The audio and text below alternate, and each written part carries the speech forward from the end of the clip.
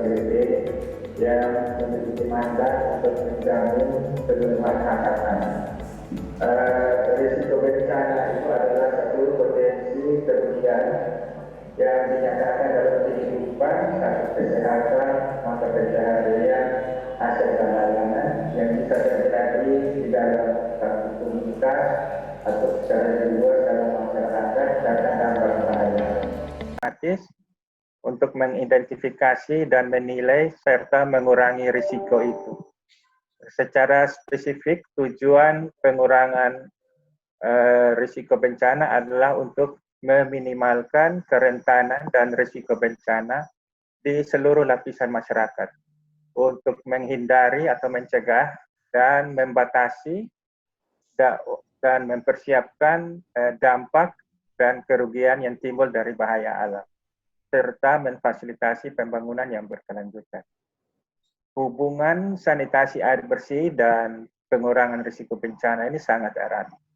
Layanan sanitasi dan air bersih ini sangat penting bagi komunitas dan menyelamatkan nyawa baik dalam keadaan normal, rutin maupun dalam keadaan darurat. Bahaya bencana alam itu dapat membahayakan infrastruktur dan layanan sanitasi air bersih. Dan gangguan pada layanan sanitasi air bersih dapat meningkatkan jumlah orang yang terkena dampak bencana, bahkan sampai di luar area dampak langsung. Intervensi PRB diperlukan untuk melindungi investasi sanitasi dan air bersih. Dan karena itu harus diintegrasikan ke dalam pekerjaan atau perencanaan pembangunan reguler. Dan tidak dipandang sebagai tugas yang terpisah atau sebagai tugas tambahan.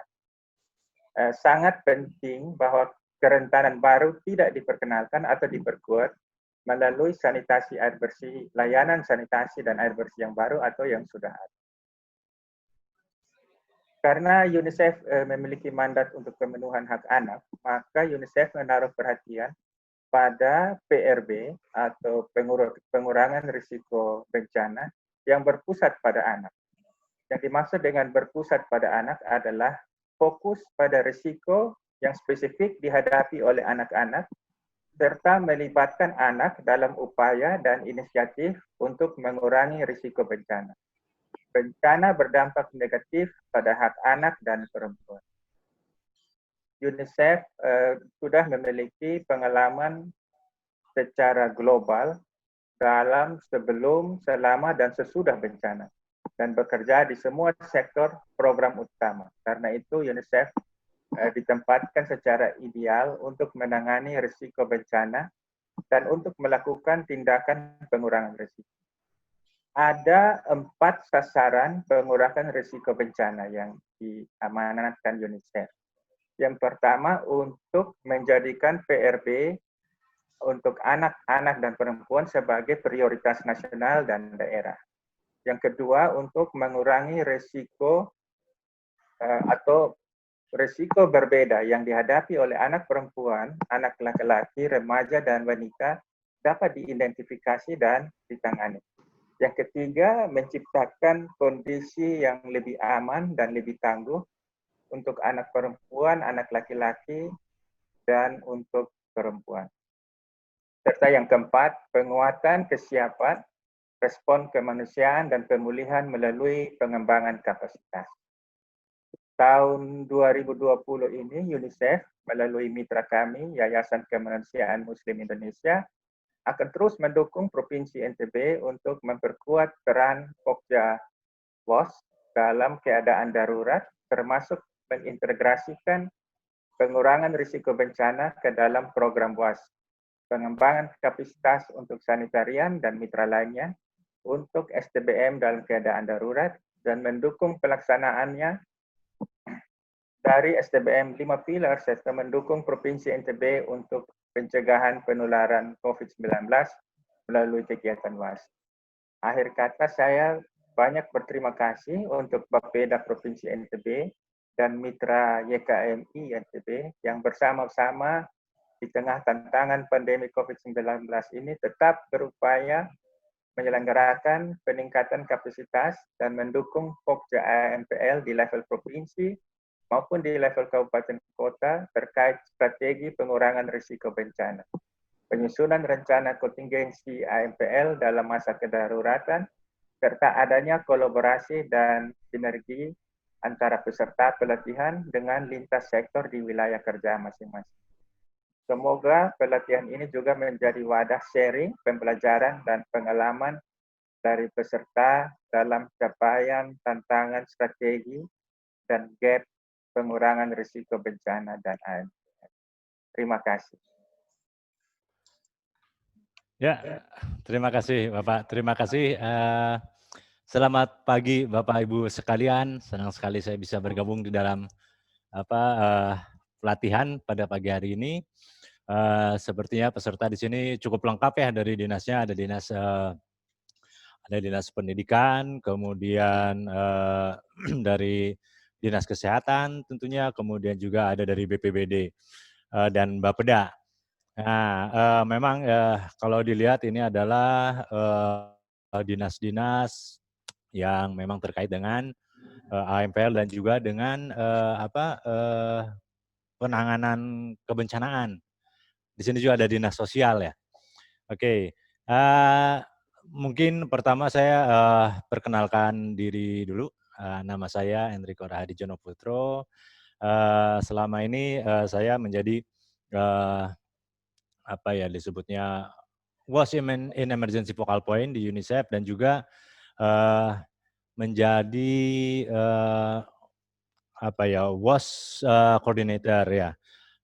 WAS Cluster Coordinator. Jadi ada WAS Cluster dalam kebencanaan, itu biasanya UNICEF membantu pemerintah untuk menjadi koordinator dari teman-teman LSM, kemudian BUMN dan BUMD yang melakukan intervensi di sektor WAS. Itu secara singkatnya, tapi nanti kita akan membahas itu lebih jauh lagi, gitu ya. Nah, di kesempatan sesi pagi ini, saya ingin bercerita mengenai PRB dasar ya, PRB dasar. Sebelumnya mungkin Bapak Ibu saya minta untuk mengisi semacam pretest ya, pretest untuk kegiatan training ini.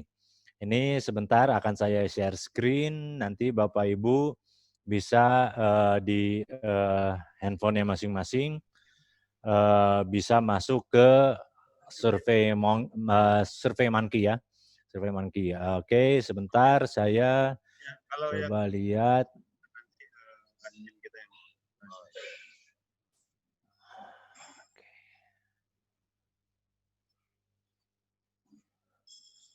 Sebentar.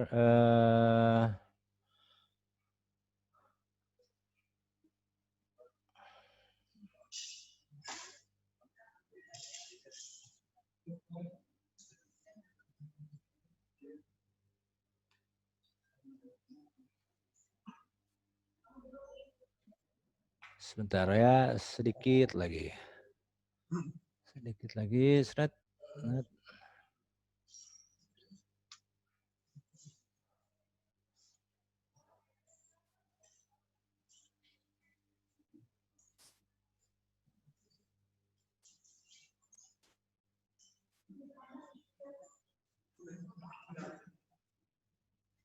Oke, nah ini saya akan share screen, Bapak Ibu, apakah ada punya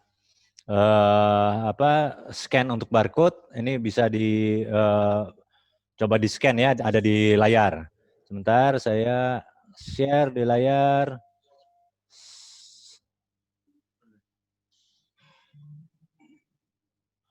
Kelihatan, Bapak Ibu?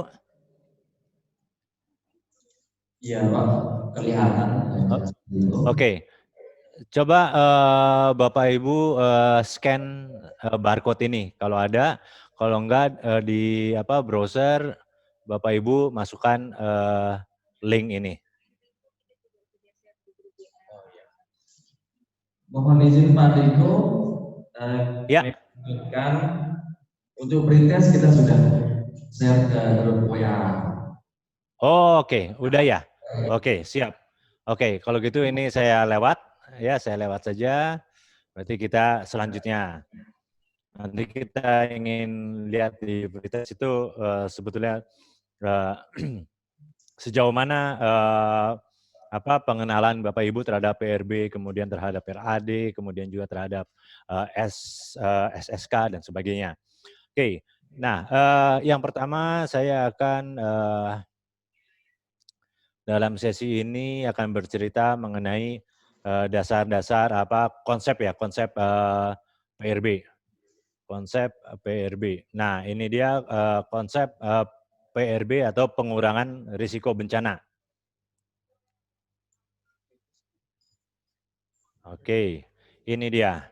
Nah, jadi yang perlu kita tahu yang pertama, kenapa kita di sini terkait juga dengan Pokja MPL dan sebagainya. Karena pemerintah daerah di sini juga ada Bapeda melakukan perencanaan pembangunan ya. Nah, perencanaan pembangunan ini sebetulnya dia sangat terkait erat dengan kebencanaan. Kenapa terkait erat dengan kebencanaan? Karena rencana-rencana pembangunan ini seperti tadi juga telah disampaikan dalam pembukaan bahwa rencana pembangunan ini bisa hancur berantakan jika terjadi bencana. Rencana-rencana pembangunan bisa terhenti, bisa tertunda, dan sebagainya bila terjadi bencana karena kita tidak bisa atau belum bisa memperkirakan, belum bisa memitigasi jika terjadi suatu bencana di daerah tersebut. Sehingga kita berharap bahwa integrasi antara PRB dengan rencana pembangunan ini bisa membuat rencana pembangunan ini menjadi lebih sustain ya atau keberlanjutan. Sehingga pada saat terjadi bencana pun rencana pembangunan ini akan tetap jalan dengan berbagai mitigasi dan juga kesiapsiagaan kita dalam menangani bencana tersebut. Sehingga rencana pembangunan yang ada ini tidak terlalu terganggu. Nah, PRB sendiri, ya dia tujuannya adalah untuk mengurangi ancaman. Ya, ini ada ancaman bahaya bencana. Ini saya bikin bold.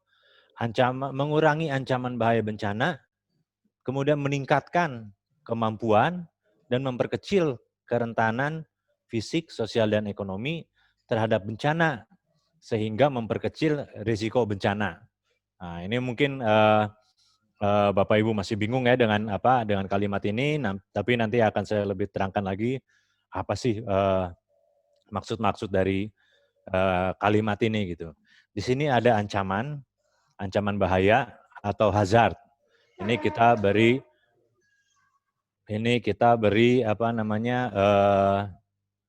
inisial H, ya inisial H. Kemudian ada kemampuan ini capacity, kita beri inisial C. Kemudian ada kerentanan, vulnerability, kita beri inisial V. Dan ada risk atau risiko, R. Nah, jadi PRB itu sesuai dengan judulnya, pengurangan risiko bencana. Jadi kita mengurangi risiko, ya R ini. Kita berusaha memperkecil risiko bencana. Bagaimana caranya? Nah, di sini ada ancaman, ada kemampuan, kerentanan. Ini semua terkait. Ya, terkait. Coba kita lihat di yang selanjutnya. Sebelum kita masuk ke rumus tentang PRB, saya ingin cerita dulu dengan siklus pembangunan. Nah, siklus pembangunan ini ada beberapa siklus nih. Ada penyusunan rencana, ada penyusunan program rencana, kemudian setelah ada program rencana, kita melaksanakan rencana. Rencana itu dilaksanakan. Nah, dalam pelaksanaan rencana ini diperlukan adanya pengawasan terhadap pelaksanaan perencanaan tersebut. Untuk kita juga melakukan evaluasi, sehingga nanti kemudian kita bisa menyusun kembali rencana berdasarkan hasil evaluasi, apa yang kurang, dan sebagainya. Nah, kalau misalnya kita melihat penyusunan rencana, ini ada beberapa kegiatan. Yang pertama adalah tinjauan keadaan pada saat ini. Kemudian perkiraan keadaan masa datang. ini akan seperti apa nih si kota kabupaten kita atau provinsi kita. Kemudian penetapan tujuan rencana. Kita rencananya ingin seperti apa si kabupaten kota ini. Kemudian kita melakukan pemilihan cara bagaimana kita mencapai tujuan rencana yang sudah kita buat tadi. Ini bisa berupa visi, misi, dan sebagainya ya. Kemudian kita identifikasi kebijakan apa saja yang diperlukan, kegiatan apa saja yang harus dilakukan, dan sebagainya. Dan terakhir kita mendapatkan persetujuan rencana. Baru kita membuat suatu program. Nah, bencana, seperti tadi disampaikan juga, bahwa bencana ini dapat terjadi kapan saja. Sebetulnya tadi juga disampaikan bahwa kita terkejut tiba-tiba terjadi bencana. Memang yang namanya bencana, dia selalu akan membuat kejutan. Dia kedatangannya tidak bisa kita prediksi, sulit kita prediksi. Sehingga dia bisa datang kapan saja. Dia bisa datang pada saat penyusunan rencana, bisa datang saat penyusunan program rencana, bisa saat kita menjalankan rencana, tiba-tiba kita lagi bikin pipa, ya pipa air minum, tiba-tiba terjadi gempa, putus semua gitu. Atau pada saat pengawasan dan pelaksanaan rencana atau saat evaluasi. Bencana bisa terjadi kapan saja. Nah, sehingga bagaimana sih kita bisa mengantisipasi supaya si siklus ini tidak berhenti karena ada bencana, gitu ya. Nah, ini kita harus mulai dari awal nih penyusunan rencana. Kita harus melihat dari tinjauan keadaan. Tinjauan keadaan itu adalah kita juga memperhatikan kondisi di daerah kita itu rawan bencana atau enggak sih? Rawan bencananya apa saja? Apakah banjir bandang di Kabupaten A, kemudian ada rawan gempa di Kabupaten B, dan sebagainya. Ini masing-masing bisa berbeda-beda ya. Bahayanya seperti apa. Kemudian juga kita juga perlu melihat kapasitas pemerintah daerah, kapasitas masyarakat dalam menghadapi bencana, dan juga bagaimana kerentanan terhadap bencana tersebut. Oke, itu adalah gambaran ini saya ingin menggambarkan bahwa mengapa PRB ini perlu masuk di dalam siklus pembangunan. Nah, hierarki perencanaan pembangunan, ya. Jadi awalnya dari RPJP nasional. Ini dia turun ke RPJM nasional, dia turun ke RKP nasional, dan masing-masing ini turun lagi ke provinsi, turun lagi ke kabupaten kota. Ini semua saling terkait ya. Jadi bisa dikatakan bahwa si RKP kabupaten kota ini dia juga akan mengacu pada RPJP nasional.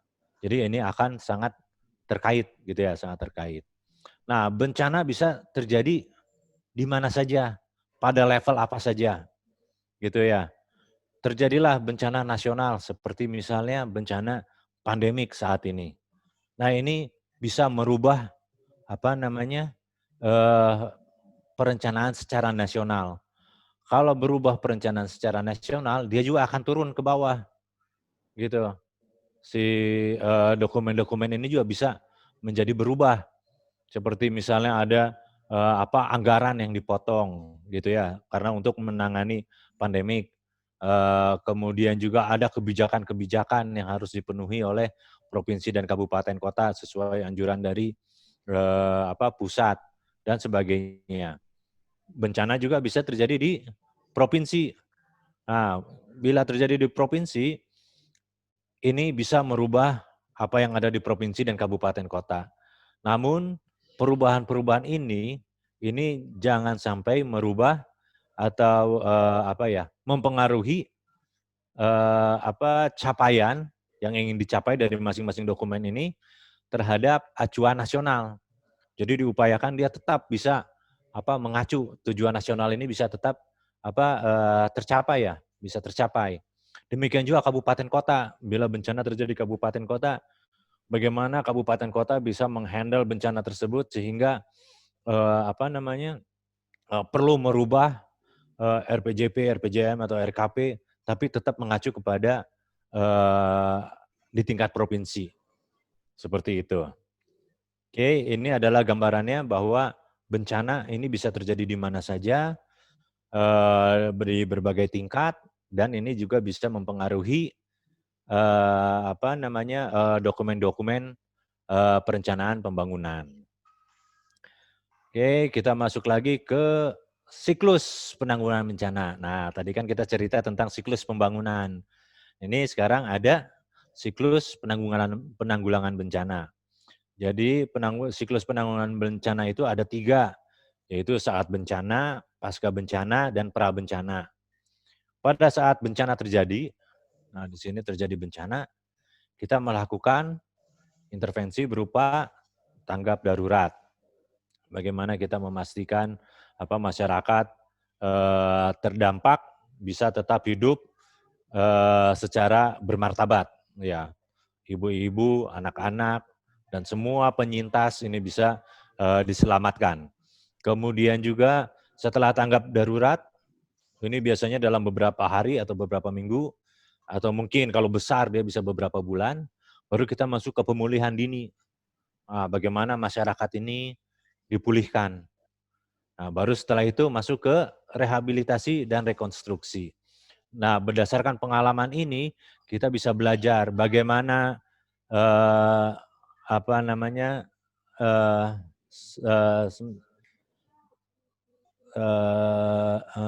sorry sebentar ya.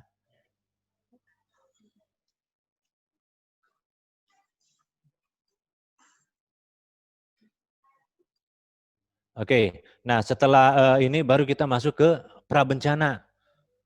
Ya, prabencana itu dia berupa pencegahan, ya, mitigasi, kemudian kesiapsiagaan. Nah, mungkin juga di sini terjadi kebingungan ya, ini sebetulnya apa sih pencegahan, mitigasi, kesiapsiagaan. Jadi kalau pencegahan ini bagaimana kita berupaya supaya si bencana yang terjadi ini bisa diminimalisir. Ya, dampak-dampaknya bisa diminimalisir. Kemudian mitigasi, nah ini mitigasi ini justru bagaimana upaya kita supaya dampak yang terjadi daripada bila terjadi bencana, apa yang harus kita lakukan? Apa yang misalnya di daerah rawan bencana, kita membuat rencana mitigasi. Rencana mitigasi itu kita membuat misalnya jalur evakuasi dan sebagainya. Nah, ini adalah mitigasi jika terjadi bencana, ini yang harus dilakukan. Kemudian kesiapsiagaan.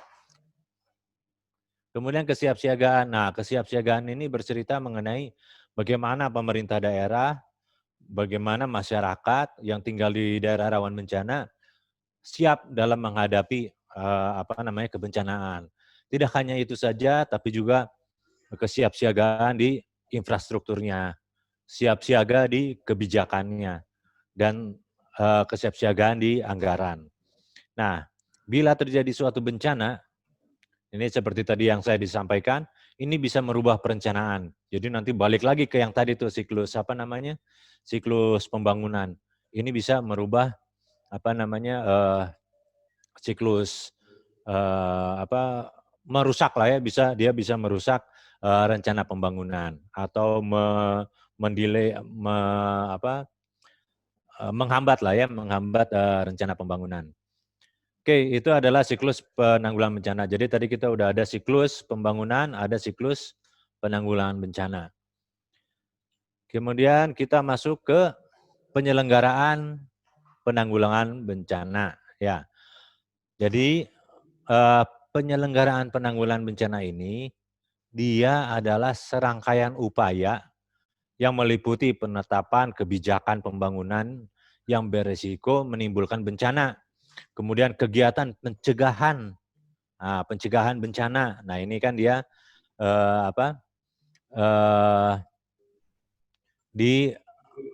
ada di prabencana nih. Jadi penetapan kebijakan yang beresiko menimbulkan bencana. Jadi jangan sampai kita melakukan pembangunan di daerah yang rawan bencana. Kita membangun perumahan di daerah patahan. Nah, itu juga harus dihindarkan. Kemudian juga kita masuk ke kegiatan tanggap darurat. Ya, ini merupakan rangkaian dari penanggulangan bencana dan rehabilitasi. Nah, penyelenggaraan penanggulangan bencana ini ada seperti tadi ada 3, ada prabencana, tanggap darurat, dan pasca bencana. Pada saat prabencana, nah ini pada saat situasi tidak ada bencana nih, situasinya tidak ada bencana, kita melihat bahwa kita perlu melakukan perencanaan, pencegahan supaya potensi bencana itu tidak muncul, kemudian pengurangan risiko, kita melakukan pendidikan, pelatihan, penelitian terhadap risiko bencana yang mungkin akan muncul atau bahaya yang bisa muncul, kemudian penataan tata ruang, gitu ya. Jadi misalnya kita tidak ada bencana nih, tapi di sekitar sungai yang besar itu, di situ banyak sekali rumah-rumah. Nah ini bagaimana kita bisa melakukan penataan kembali tata ruang sehingga masyarakat aman. Kemudian juga prabencana pada saat situasi terdapat potensi bencana.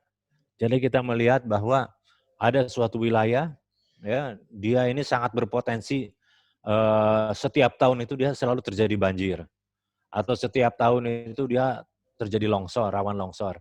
Nah ini kita harus melakukan upaya mitigasi. Rencana mitigasinya akan seperti apa, kemudian kita mempersiapkan peringatan dini, kemudian mempersiapkan kesiapsiagaan masyarakat. Kemudian jika terjadi bencana, kita lakukan tanggap darurat. Tanggap darurat ini ada beberapa kegiatan nih. Yang pertama kajian cepat. Jadi kajian cepat ini untuk melihat kerusakannya apa aja sih gitu. Kalau misalnya di sektor AMPL gitu ya, kita melihat PDAM collapse. Nah, seperti itu ya, PDAM collapse. Kemudian kalau misalnya ada WC komunal hancur gitu ya. Kalau yang dulu tuh ada yang namanya Dewats itulah ya, yang Sanimas hancur gitu sistemnya. Atau di daerah yang dimana kita sudah bebas BABS, hancur semuanya, tanahnya hancur sehingga septic tank rusak. Nah itu kita melakukan kajian cepat, sampai kita tahu bisa menetapkan status keadaan darurat, gitu ya. Kemudian tentunya kita melakukan penyelamatan dan evakuasi, kemudian pemenuhan kebutuhan dasar. Ya, pemenuhan kebutuhan dasar pada saat terjadi bencana dalam 1-2 hari ini sepenyintas harus bisa terpenuhi kebutuhan dasarnya. Kenapa? Karena masyarakat ini penyintas atau manusia, mereka perlu air minum. Mereka setiap hari buang air besar. Nah, bagaimana kita bisa memenuhi kebutuhan dasar mereka? Kemudian tentunya kita melakukan perlindungan dan pemulihan dini ya, baik pemulihan psikososial, pemulihan jiwa dan sebagainya. Nah, kemudian setelah tanggap darurat, masuklah kita ke pasca bencana. Nah, di pasca bencana ini ada 2 kegiatan nih. Ada rehabilitasi, ada rekonstruksi. Jadi rehabilitasi itu adalah perbaikan-perbaikan terhadap apa yang rusak. Tapi kalau rekonstruksi, nah ini adalah mengganti infrastruktur yang rusak ya. Jadi kalau misalnya ada jembatan, dia retak-retak sehingga dia perlu diperbaiki, direhabilitasi. Tapi kalau misalnya si jembatannya hancur, kolaps, nah kita harus konstruksi ulang atau rekonstruksi. Ini meliputi prasarana dan sarana ya, infrastruktur, kemudian sosialnya kita perbaiki, kita tingkatkan ekonomi, kesehatan, keamanan dan ketertiban dan juga lingkungan. Nah, ini adalah penyelenggaraan penanggulangan bencana. Nah, sekarang kita masuk ke berikutnya adalah, nah ini yang tadi saya maksudkan, konsep daripada pengurangan risiko bencana. Apa sih hubungannya antara risiko ancaman terhadap bahaya, kerentanan, dan kapasitas. Jadi ini ada suatu rumus, tapi sebetulnya rumus ini bukan merupakan suatu angka ya, tapi hanya analog ya, analogi terhadap bagaimana resiko ini bisa terjadi. Jadi resiko ini terjadi karena adanya bahaya, ya, ancaman bahaya.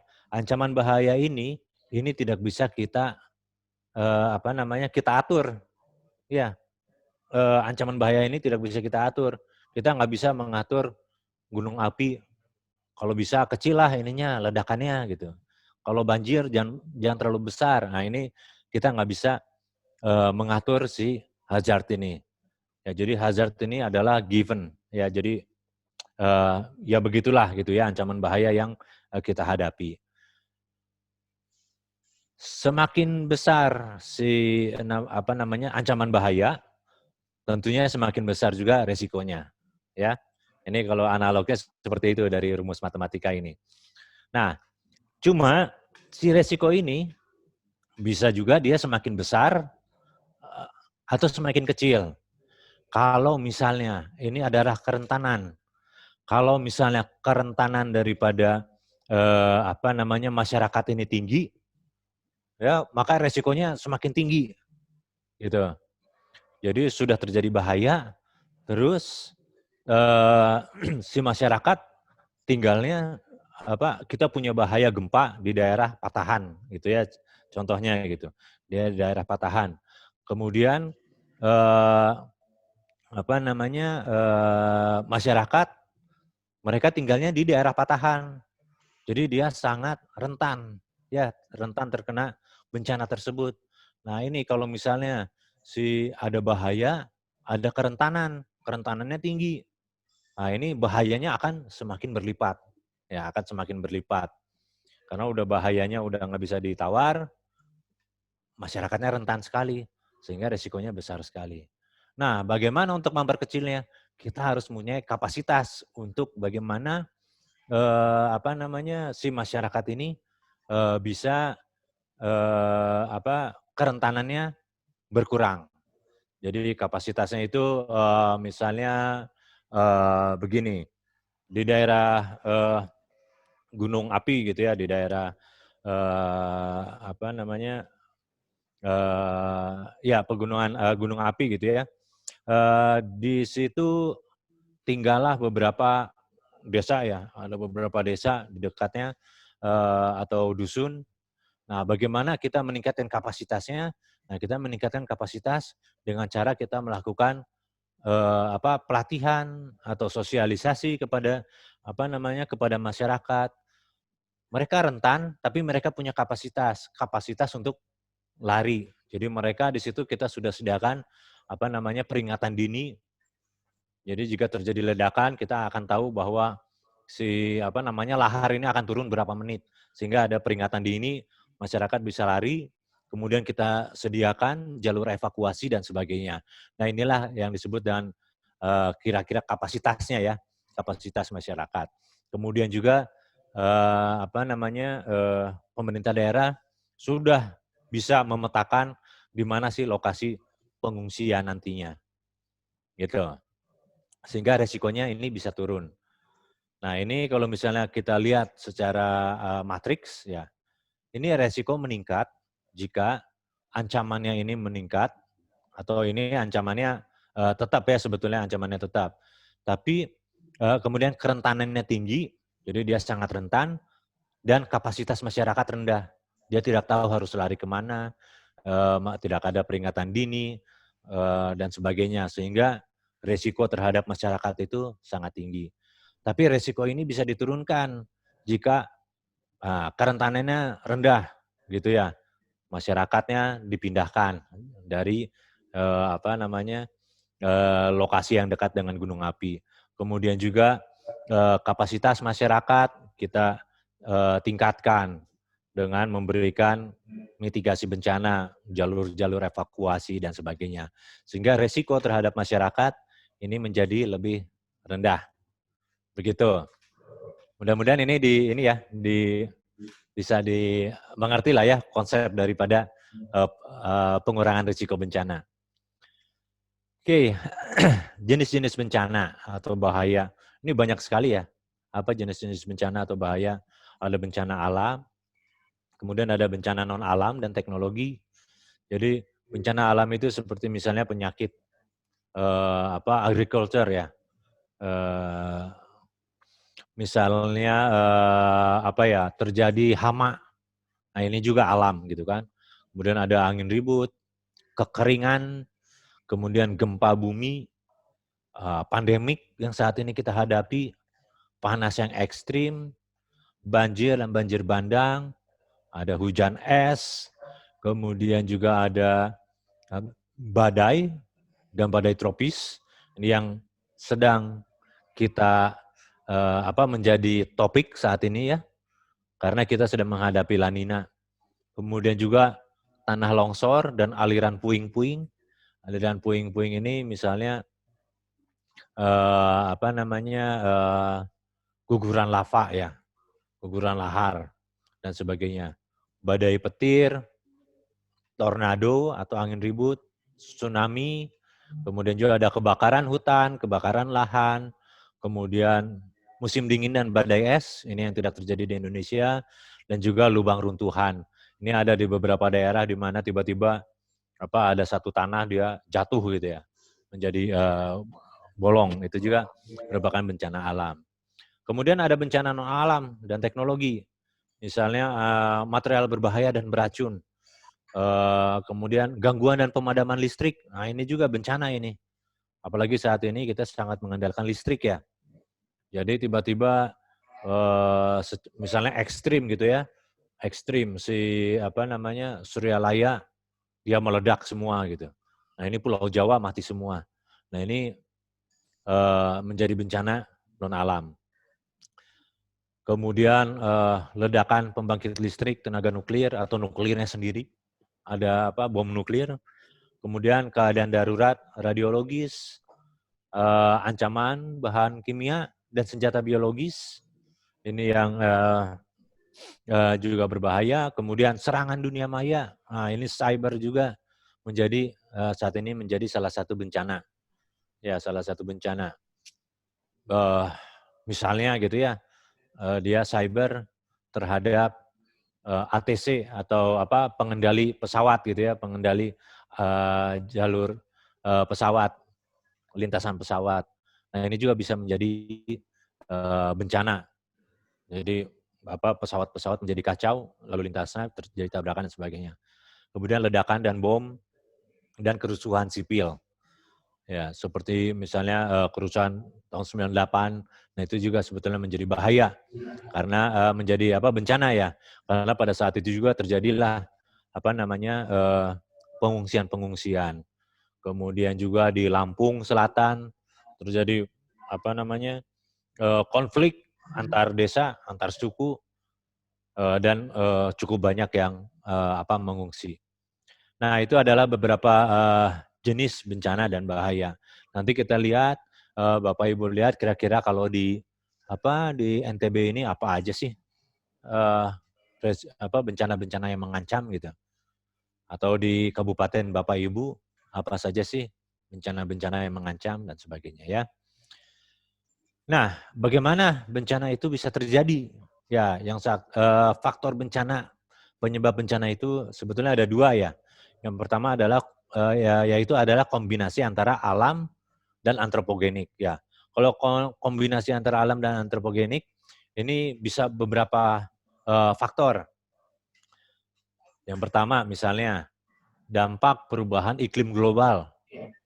Ya, temperatur meningkat. Kemudian pola hujan berubah. Nah, ini mengakibatkan bencana meteorologi. Misalnya terjadinya rob, ya banjir rob yang semakin sering terjadi. Kemudian pola hujan yang berubah. Kalau dulu September sampai Desember biasanya terjadi hujan, tapi saat ini bisa di awal-awal tahun atau di tengah tahun terjadi hujan sehingga bisa menyebabkan gagal panen. Bisa juga menyebabkan terjadinya penyebaran penyakit. Ya. Kemudian juga kependudukan. Nah, ini juga merupakan kerentanan urbanisasi, di mana semakin padat wilayah suatu daerah, maka kerentanannya semakin tinggi, resiko yang terjadi semakin besar. Ini adalah seperti misalnya urbanisasi ya, dari desa ke kota dan sebagainya. Lemahnya penegakan hukum. Nah, 99% penyebab kebakaran lahan dan hutan dan bencana asap adalah dibakar. Jadi bukan karena dia terbakar oleh alam, tapi ini disebabkan oleh manusia. Tapi peraturan dan kewenangan dimiliki, tapi lemah dalam implementasinya. Kemudian degradasi lingkungan dan tata ruang. Ya, degradasi lingkungan ini misalnya di contoh di Bandung lah ya, di Bandung Utara. Bandung Utara itu adalah tempat penyerapan air. Ya, daerah resapan air. Namun di sana banyak sekali bangunan. Ini juga sama dengan di puncak, daerah resapan air, tapi banyak sekali villa. Nah, dia terjadilah degradasi lingkungan. Air hujan tidak bisa ditampung oleh tanah, sehingga mengalir menjadi air permukaan, masuk ke sungai, dan terjadilah banjir hingga ke Jakarta. Kemudian tata ruang juga, bagaimana kita tata ruang bisa mempertimbangkan ya ancaman bahaya. Kita harus tahu ada sesar itu ada di mana, patahan itu ada di mana, dan sebagainya, sehingga kita hindari adanya perumahan di sekitar patahan tersebut. Kemudian yang terakhir mungkin lemahnya leadership ya. Bagaimana para pemimpin bisa memastikan penegakan hukum ya di daerahnya masing-masing. Kemudian bagaimana tata ruang ini bisa diatur dengan baik, bagaimana degradasi lingkungan ini bisa dihindari, dan sebagainya. Bagaimana pemerintah daerah berupaya untuk bagaimana kita menghadapi perubahan iklim global yang tidak bisa kita tahan gitu ya, tidak bisa kita tahan. Karena air laut ini akan selalu semakin meningkat setiap saat karena terjadinya pencairan es di kutub. Itu adalah faktor penyebab bencana. Jadi ada kombinasi antara alam yang memang tidak bisa ditahan dan juga antropogenik dari manusianya sendiri. Nah, kerentanan. Ini saya ingin bercerita mengenai kerentanan. Jadi kerentanan itu adalah suatu keadaan ya atau kondisi yang sedang berlaku ya saat ini, atau sifat atau perilaku manusia atau masyarakat yang menyebabkan ketidakmampuan menghadapi bahaya atau ancaman. Ya, jadi mereka rentan karena mereka tidak mampu menghadapi bahaya atau ancaman atau yang hak tadi ya. Kerentanannya itu apa saja sih? Fisik. Jadi ternyata rumahnya tidak tahan gempa, tanggul sungainya yang tidak tahan gempa dan sebagainya. Itu merupakan kerentanan. Sosial ekonomi, mata pencarian, kemudian kemiskinan, pendidikan, kebudayaan, dan sebagainya. Politik lokal, jadi kondisi politik setempat dan pengambilan keputusan penanggulangan bencana, misalnya penetapan APBD dan anggaran, ini di pemerintah daerah tidak tersedia. Ya, jadi pemerintah daerah tidak memasukkan pengurangan risiko bencana di dalam penganggarannya. Sehingga bila terjadi bencana, mereka akan kebingungan ini anggaran dari mana. Gitu ya. Kapasitas. Nah, kapasitas ini adalah kemampuan sumber daya dalam menghadapi ancaman atau bahaya. Macam-macam sumber daya ini. Ya, ada sumber daya kelembagaan, ada tidaknya BPBD di tempat tersebut. Bagaimana platform daerah untuk pengurangan risiko bencana atau forum-forum lain untuk penanganan bencana. Kapasitas sumber daya, ini juga kapasitasnya sumber daya manusia. Kita sudah melatih personil untuk penanganan bencana. Kita sudah melatih relawan untuk bagaimana jika terjadi bencana. Kita sudah melatih masyarakat untuk bisa mitigasi bencana, harus lari kemana dan sebagainya. Prasarana, ada kantor, kita sudah siap, ada pusdalops, alat transportasi, komunikasi, ada tempat pengungsian yang di suatu lokasi yang didedikasikan untuk tempat pengungsian dan sebagainya. Kapasitas ilmu pengetahuan dan teknologi. Bagaimana kita menciptakan membuat sistem bila terjadi suatu bencana, bagaimana sistem komunikasi harus terjadi, gitu ya. Kemudian kapasitas manajemen, bagaimana prosedur koordinasi bila terjadi bencana, ini harus kita siapkan. Bagaimana sistem komando dan bagaimana pelaksanaan penanggulangan bencana, ini kita tingkatkan sehingga kita mempunyai kapasitas untuk mengelola penanganan bencana. Nah, inilah yang dua faktor ini ya, yang dimana kerentanan ini harus kita tinggikan ya, harus kita tingkatkan ya. Kerentanan ini harus kita turunkan sehingga menjadi tidak rentan, dan kapasitas ini harus kita tinggikan sehingga kita bisa mengurangi risiko yang bisa terjadi. Kesimpulan, nah ini ada beberapa simpulan. Jadi yang pertama adalah siklus manajemen bencana itu bukan suatu siklus yang terpotong antar tiap tahapan bencana ya, antara pasca bencana, pasca bencana, pra bencana. Mereka itu berkolaborasi, mereka harus sama ya, dengan proporsi berbeda dalam setiap penanganan bencana. Nah, ini kenapa siklus ini tidak bisa terpotong? Ini adalah supaya si penanganan bencana, kemudian saat bencana, kemudian pasca bencana, ini dia bisa nyambung dengan rencana pembangunan daerah, gitu ya. Jadi jangan sampai apa yang kita lakukan untuk penanganan bencana ternyata dia nggak nyambung dengan rencana pembangunan. Seperti contohnya gitu ya.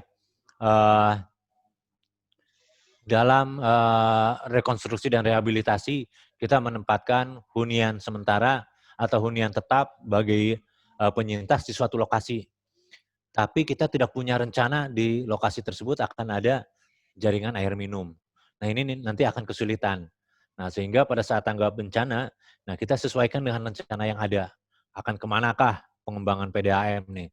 Si perpipakan akan kemana? Nah, sehingga dia akan sinkron, ya tetap rencana ini bisa berjalan dan penanganan bencana juga bisa baik. Kemudian penanggulangan bencana dia selalu berkembang dari waktu ke waktu. Dia selalu dinamis, bisa berubah-ubah. Kemudian bencana juga berbeda tunggal ika. Maksudnya bencana ini bisa berbeda-beda, ya berbeda-beda. Tapi penanganan bencana tujuannya itu adalah satu, bagaimana kita menyelamatkan masyarakat yang terdampak. Kemudian bagaimana kita meminimalisir resiko yang bisa terjadi. Satu tempat dengan lainnya berbeda cara menanggulanginya. Ya, tadi juga ya yang sudah saya sampaikan mungkin di Lombok Barat, Lombok Utara, Lombok Timur, Kota Mataram, itu bisa berbeda-beda ancaman bahayanya. Sehingga cara penanggulangannya juga akan berbeda. Kemudian bencana menjadi urusan bersama. Ya, tidak bisa kita menyerahkan urusan bencana ini ke BPBD. BPBD juga tidak akan mampu untuk menghandle seluruh penanganan bencana ini. Atau bahkan pemerintah, ya seperti misalnya kejadian gempa kemarin, pemerintah daerah tidak akan bisa menghandle sendiri, sehingga memerlukan dukungan dari pemerintah pusat, kemudian dukungan dari organisasi atau mitra-mitra lainnya. Namun, nah ini yang satu perlu ditekankan bahwa pemerintah dan Pemda itu adalah yang menjadi penanggung jawab utama penanggulangan bencana. Ya, jadi tetap yang bertanggung jawab itu adalah pimpinan daerah atau pemerintah daerah. Jadi kalau misalnya dia tingkatnya adalah tingkat bencana kabupaten kota, maka bupati dan wali kota dia yang harus bertanggung jawab terhadap penanganan bencana tersebut lewat mungkin BPBD seperti itu. Kemudian kalau di provinsi dia gubernur yang bertanggung jawab. Tapi kalau skalanya nasional, ini adalah presiden. Kemudian rencana pembangunan daerah dia harus mempertimbangkan atau ya sebaiknya bahkan harus ya mempertimbangkan PRB untuk meminimalisir perubahan rencana pembangunan secara ekstrim. Terjadinya bencana tentu dia akan merubah rencana pembangunan. Tapi kita harus bisa meminimalisir perubahan itu dengan mengadopsi atau mengintegrasikan pengurangan risiko bencana di dalam rencana pembangunan. Kemudian tentunya pemerintah harus dapat memberikan layanan keselamatan kepada warganya melalui perencanaan yang terintegrasi tadi. Nah, kemudian perlu diingat juga nih, penanggulangan bencana itu merupakan investasi baik daerah maupun pusat, gitu ya. Jadi ada misalnya contoh ya, ada di Amerika ya, di Amerika. Jadi mereka untuk $1 upaya penanganan bencana, dia bisa menyelamatkan sekitar $7-10. Jadi misalnya ada satu lagi, saya lupa di daerah mana ya di Jawa. Mereka membuat bendungan ini untuk mencegah terjadinya banjir. Nah, dengan banjir tersebut, dengan adanya dam tersebut, dia bisa meminimalisir terjadinya banjir sehingga kerugian yang muncul itu bisa berkurang sangat banyak. Itu jadi misalnya dia membangun, ini contoh saja ya, membangun si tanggul 1 miliar gitu ya. Dia membangun tanggul 1 miliar, dia bisa melindungi aset yang ada di daerah rawan banjir dengan nilai 10 miliar gitu ya. Jadi untuk Rp1 dia menyelamatkan aset sebanyak Rp10. Nah, inilah yang dimaksud dengan penanggulangan bencana ini merupakan investasi. Jadi ini bukan merupakan suatu kerugian atau apa, tapi justru ini merupakan suatu investasi untuk kita bisa menyelamatkan aset-aset dan tentu juga nyawa manusia ya, yang tentunya tidak bisa dihitung dengan uang. Oke, itu yang bisa saya sampaikan pada sesi ini. Saya mungkin kembalikan lagi kepada moderator, mungkin bila ada pertanyaan atau apa, silakan.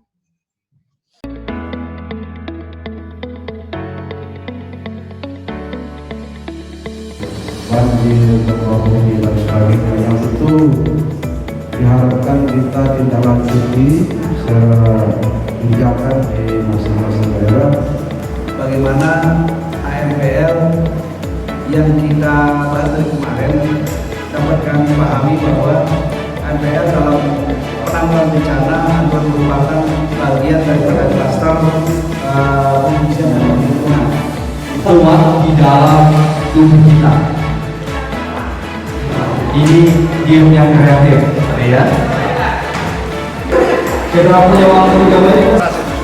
Ya, semoga berhasil kita doakan. Mudah-mudahan kita doakan dia bisa muat gitu ya. Oke. Bisa mau.